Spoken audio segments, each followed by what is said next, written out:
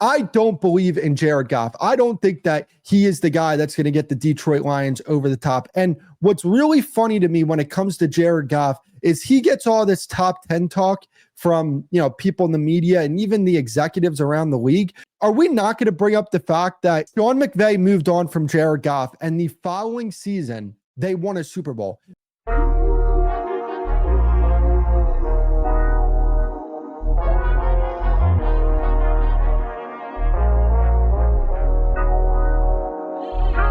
I want to start off in Detroit and talk about the Lions going into this season. I don't believe that the Detroit Lions are Super Bowl contenders. And the reason why I don't believe the Lions are Super Bowl contenders is because Jared Goff is their quarterback. And the reason why I don't believe in Jared Goff is because we have seen it for years now. Jared Goff has had teams that could have won the Super Bowl. He has had talented football teams.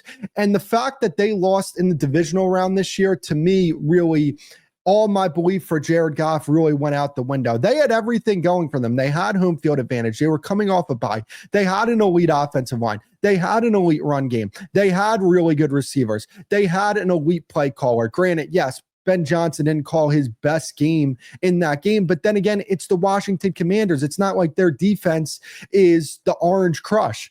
They weren't some amazing defense. And we saw that the following week with the Eagles, and we saw how they dealt with their defense, with that defense.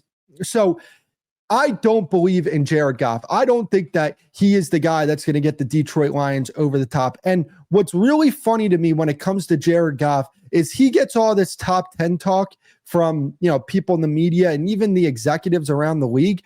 But are we not going to bring up the fact that Sean McVay moved on from Jared Goff and the following season they won a Super Bowl? You could make a case that Jared Goff is what was holding the Los Angeles Rams back, and they probably could have won more Super Bowls if they had a better quarterback. Because Jared Goff, to me, is a guy that when everything's going right, when the plays are being ran the right way, when the receivers are getting open, everything's blocked up, Jared Goff will shred a defense. He is accurate.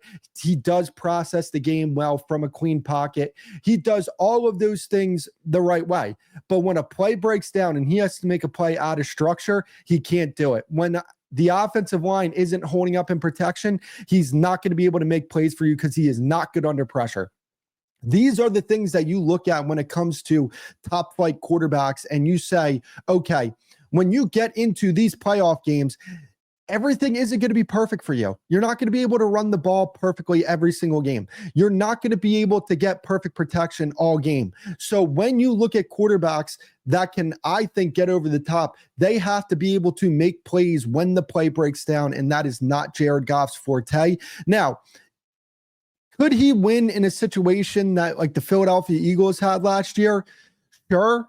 Yeah, I think he could. But at the end of the day, do you understand how difficult it is for a front office to build a team the magnitude that we saw from the Eagles last year? That was a all-time great team because of the fact that they spent years and years and years and years building that team and doing so many right things to make that roster better, that ultimately they were able to build a team as well as they built that team.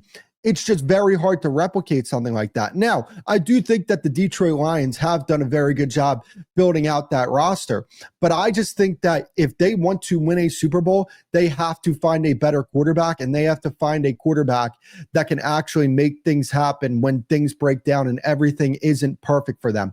Because when you look at the quarterbacks in the AFC, even if they were to win the NFC, you look at the teams over in the AFC, you have the Ravens, you have the Bills, you have the Chiefs, and those teams all have quarterbacks that when things break down and, their offensive line isn't perfect and things aren't perfect around them, they can make things happen. And that's why I just don't believe that the Lions with Jared Goff are a team that could win a Super Bowl, because I just don't believe in Jared Goff, the quarterback. And it's funny, I say this a lot.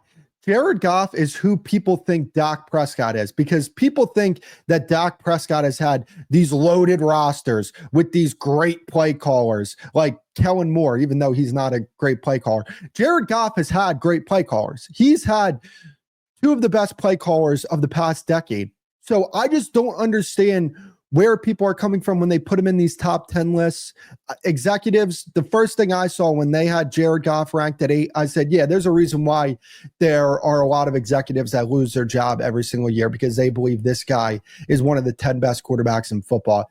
And ultimately, the moral of the story is, if you have a quarterback that is so heavily reliant on the offense being heavily scripted, then I just don't think that that is the type of quarterback that's going to win you a Super Bowl, unless you have a really, really, really good roster around them, like we saw from the Philadelphia Eagles this past season.